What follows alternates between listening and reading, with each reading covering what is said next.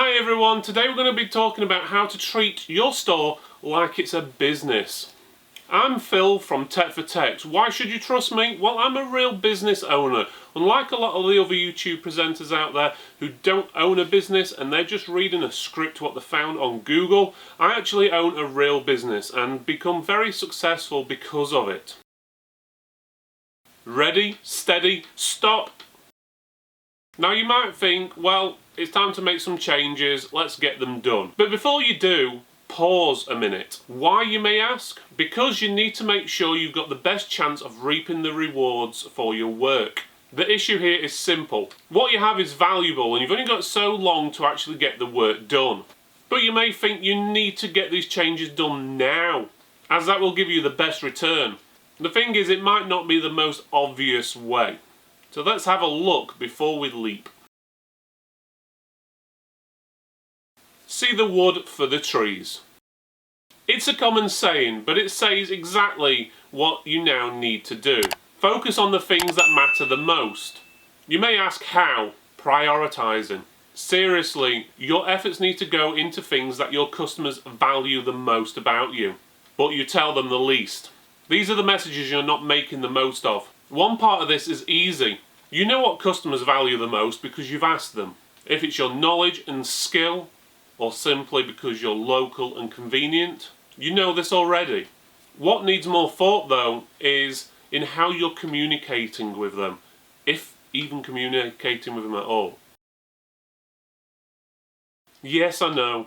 Please tell me again. Get into the habit of telling customers why they use you. But how do you convey this message to them about being local and convenient? Well, here's an example. Every year, someone I know has a stall at his local church fete. He offers a free computer checkup in return for a donation for a charity. Afterwards, he prepares a short email about what he's done, about how much he's raised and where the money will go. He then emails this out to his customers and his prospect customers and even puts it on social media. If you look through the words of the message he puts, he's basically saying, I'm local, I'm part of the community and proud to support it. And if you think about that, it's such a great message. He's done something for his local community for free, but raised money again for the local community through the means of a charity. And then he's showing off what he's done to his current customers or potential new customers, which may actually get him more work for his everyday business. To go forward, you need to look back. Now's the time to decide what you're going to do going forward. And you need to understand how and if you've done these things in the past. You need to go back over your past communications with customers and see what exactly you've done.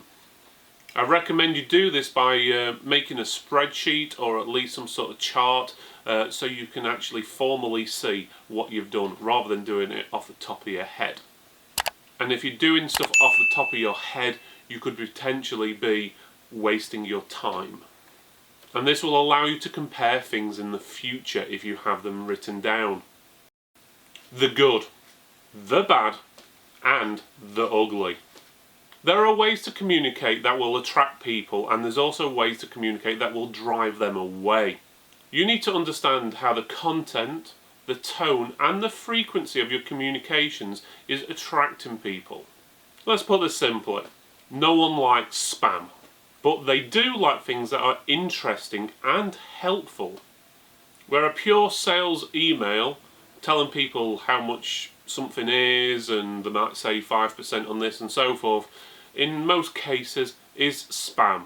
Everyone gets emails like this every day. But what might be interesting to them is tips on how to do certain things which are not a direct sale. For example, in the computer trade you could give tips of how to save battery life on your mobile phone, tablet or computer. So let's narrow it down a bit more and give you some do's and don'ts.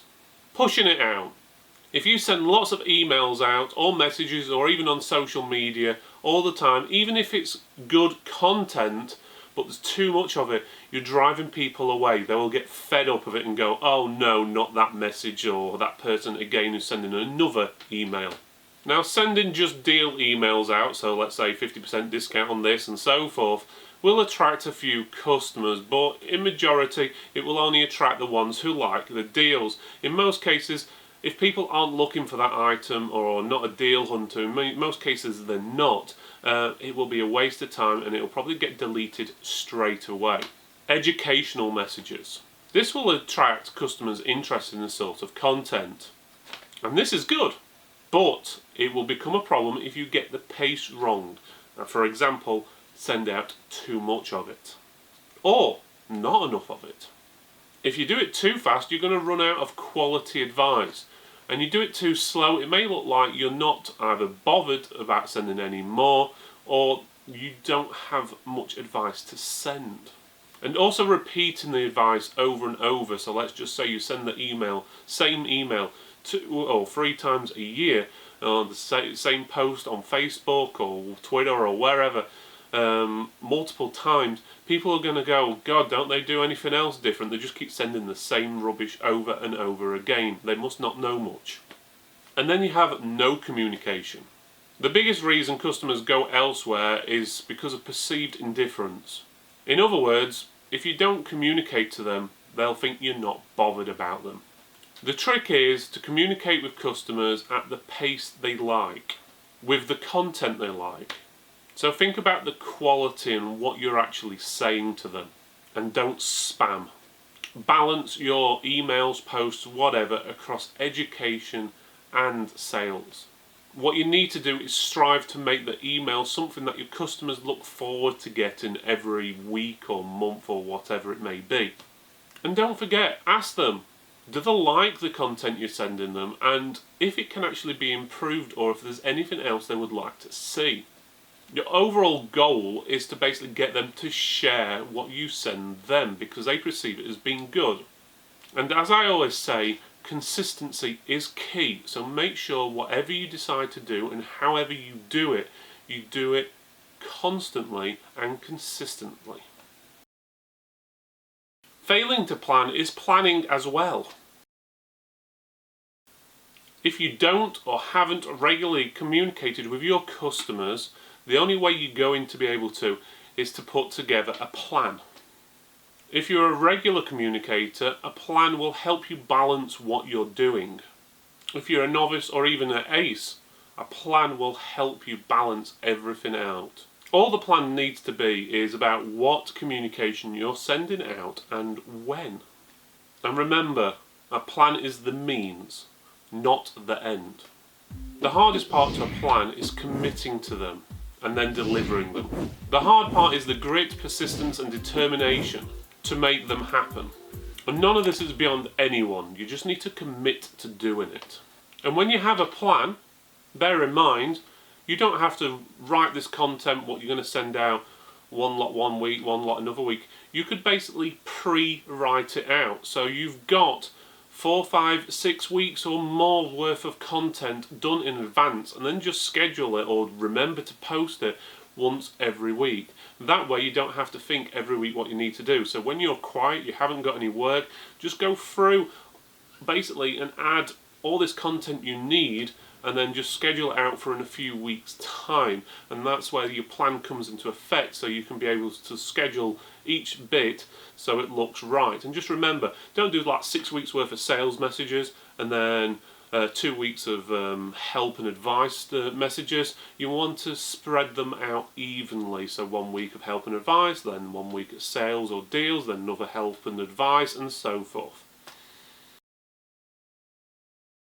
It's not just what you're saying, it's how you say it. It's easy to think of communication in the form of emails, social media posts, letters, leaflets and so forth. I'm sure these things are important, but they're only part of the picture. A key issue is consistency. As a small retailer, your communication consistency is vital. It can make or break perceptions on your credibility and trustworthiness. So at the risk of stating the obvious, your website needs to be consistent with your business. For example, communicating about how easy you are to do business with, yet having a website that shows what stock you've got but not having a shopping cart so people can actually purchase the items. It makes your message seem a little disjointed. You appear at best to be disorganised, or even worse, dishonest. And yes, there are plenty of businesses that do this. But this also means the wording on things like invoices, and the words you use on documents, the signage in your window, the layout of your store, and even more critically, how you and your staff meet and greet people. All these things are channels for communication, and they all need thinking through and made to communicate in the way you want them to. They all need to be part of that plan. Thanks for watching this video all the way to the end. Don't forget to press the subscribe button over here. That way you'll get all the latest news and all the reviews we do on a weekly basis. Thanks again for watching, and I'll see you next time.